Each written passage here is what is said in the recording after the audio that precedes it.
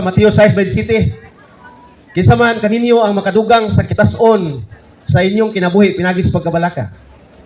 Muna ison nga dili kita mabalaka kay di man pud madugangan nga atong kinabuhi. No? Di gyud, no? Muna nga yun diri kung anong mabalaka man kamo sa inyong ibisi.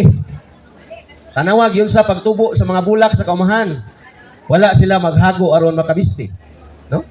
Kita mabalaka bisag unsa itong nabatay isot og wa, no?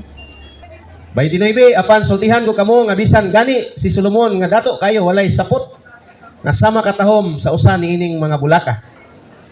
Kung gibisihan sa Dios ang mga balili nga buhi karon apan sunod adlaw sunugon ra, kamo pa kahay dili bisihan pagkagamay ninyong pagtuo.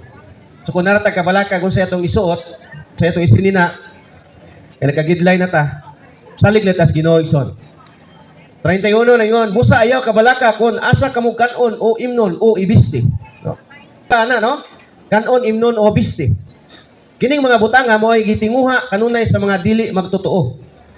Ang inyong amahan nga tuwa sa langit, nasayod nga nanginahanglan kamo nining mga butanga. No? Kung naigsoon dito ngay mabalaka kay ang Dios may nagbuhat na to. Siya man mo'y naghatag na to kinabuhi. Kung kaya niya nga ihatag ang kinabuhi, kaya po niya nga sustentuhan, hatagan ta sa atong panginahanglan.